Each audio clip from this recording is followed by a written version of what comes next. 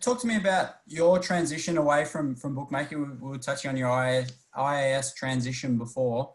How did you know that the bookmaking? Sorry, I keep saying bookmaking. Being a pro, how did you know that you were ready to evolve to be a pro punter after that IAS sort of transition?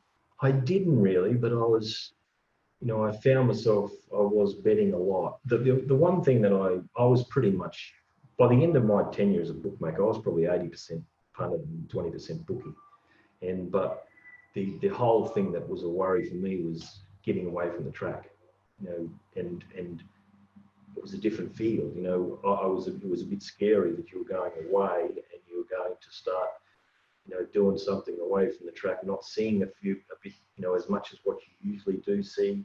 And that's why I put a few staff on to go and have a look at things that I needed and whether that could be done.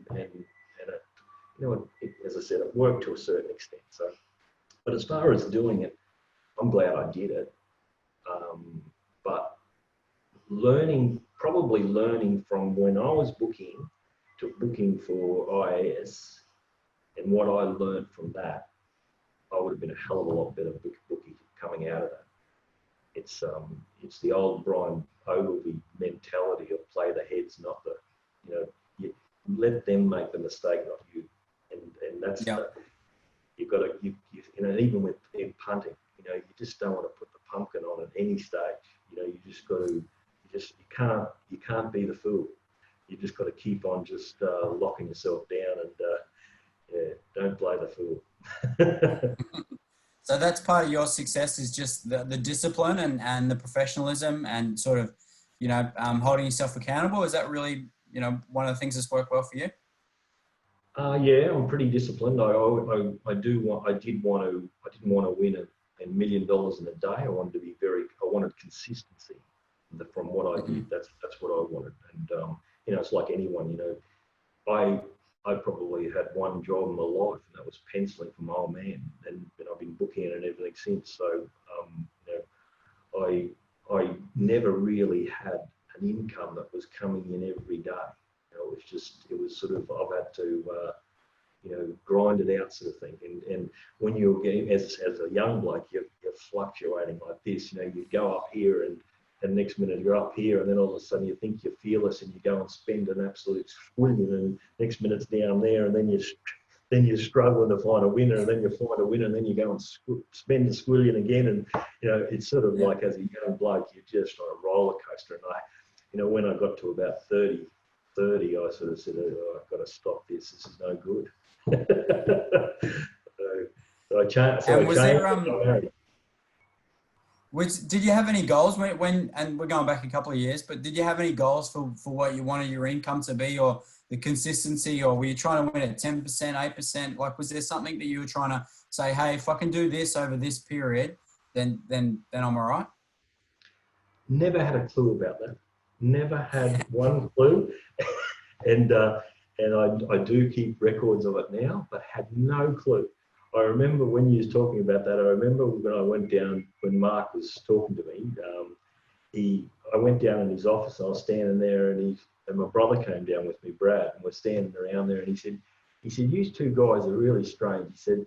He said, you win around 18 or 19% in Adelaide, you win 12% in so-and-so, and you win so-and-so in here, and I can't work it out. And I was sort of, all these percentages were going around. I said, well, what's that mean?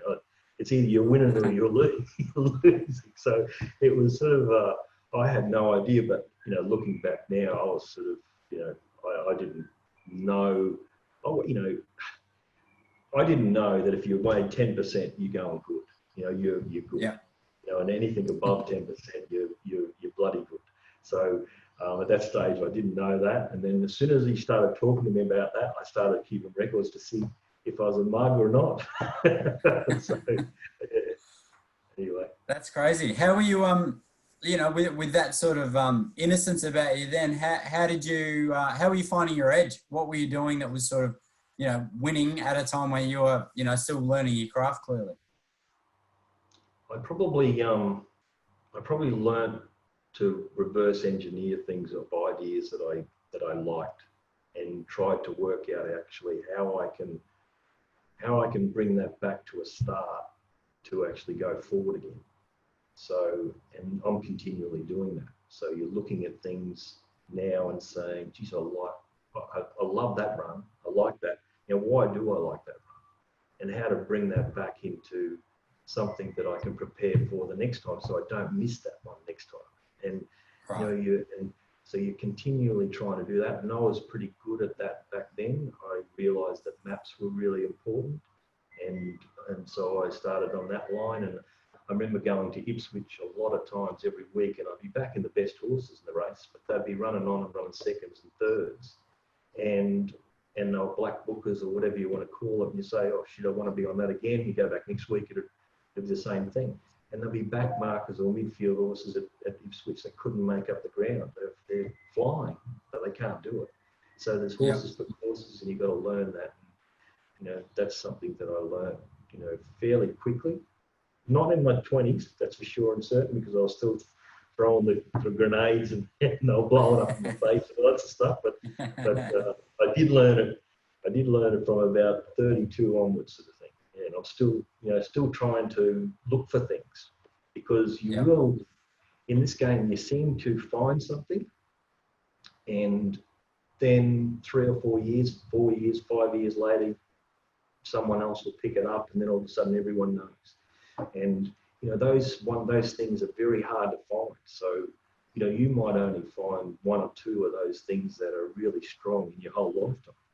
So you've got to make the most of it at that stage, and you've just got to keep on trying to grind it out and keep looking for it. So yeah, at this stage in my career, I'm still looking for it. You know, I've got all my basics and lots of stuff that I know, and I'm still changing things and fiddling around with things to make it, you know, improve them.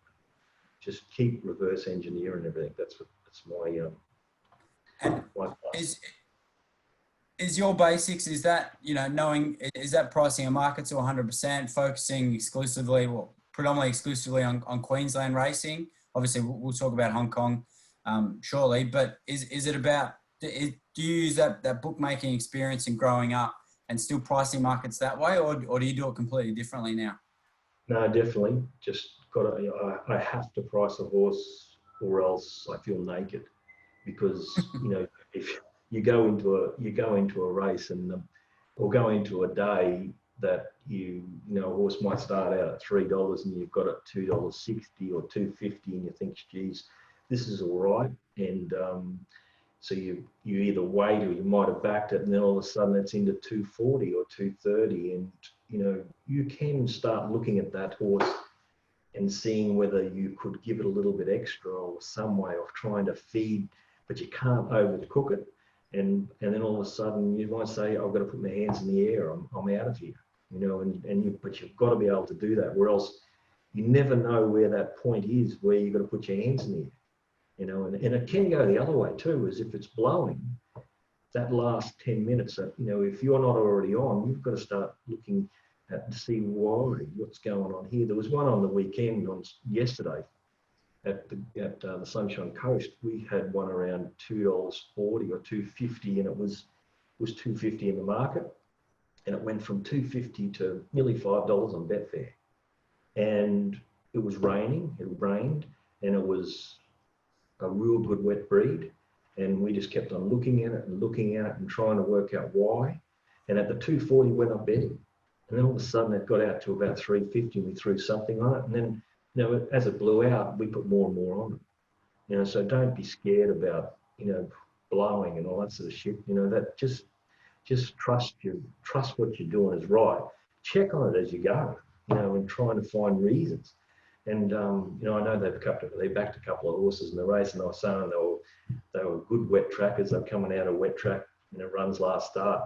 But I had a look at those, and the track was given out as heavy, and the track was probably dead to slow at best for those horses. Right. So, you know, you just get those advantages. But that's the advantage, I think, in actually, you know, delving into doing the form on every horse every day, instead of pushing a button and letting it run.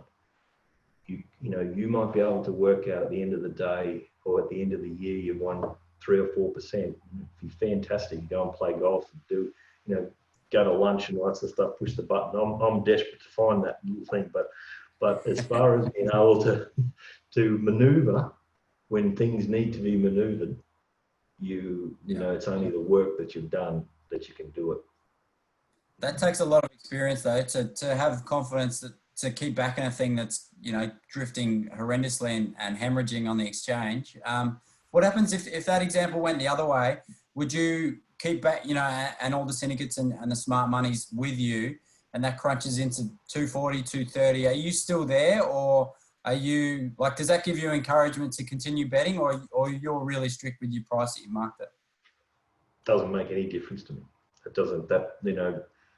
It coming in there, all it does is give me confidence to more or less to say, oh, shit, I was right. But you're right, but you're too late now. Right. It's too late. You got it into the market. A lot of people I've heard, say, oh, watch the market. I'm keeping an eye on the market with that. Or you got to keep them.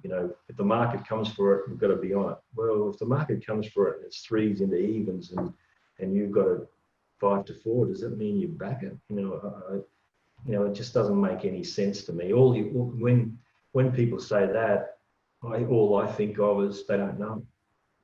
They don't know. Yeah. They're waiting for someone to tell them that they're right or wrong. And I totally get it on horses that are first up and all that stuff. You've got to watch the market and try to work out what's going on.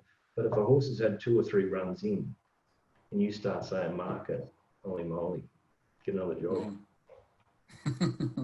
That's good insight.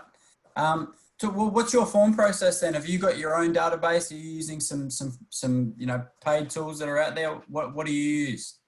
I use South Coast. I use South Coast database, and I've got Richard to completely redesign my side of things and change all that. And he's been really helpful on that side of things. And he does a lot of things. He's not a punter himself, or he doesn't do it. So he can't steal your ideas or whatever you're doing. He just does what you want to do, and he goes and does it, sort of thing. So it's really good that way. And that's half the battle is, keeping the ideas to yourself. Don't let other people know about it, and or try not to. I know. When you're a young bloke and you're trying to learn through things, and what I did, I used to go to the races with a lot of blokes who I just put my faith in. That was Chubby Holloway was around at that stage. He was bookend, and there was another bloke called Steve Birra who I learned a hell of a lot of, and Mole Man, I learned a lot of him as well. So you just got to learn off them, but you can't lean on them too much to tell you too much, because they've got to keep something to yourself. But all you need to know is the basics and what's right and wrong, and then you go away and you build on that. That's all you need. You just need the basics. You don't need all, if they did actually give you everything they knew, well, you might be going down a path that is too late for that. That's past, it's gone. And then all of a sudden you're going to be hard to get away from it. So you're better off getting the basics right and then learning yourself and trying to work out, okay, what do I like about this run? What do I like about, why did this horse do this? A mate of mine said the other day, looking at sectionals and everything, you can learn a lot from Winks. Have a look at the sectionals of Winks and say, well, there's the benchmark. What does it do? That it could keep on getting itself out of trouble and keep winning. Yeah. But it's true.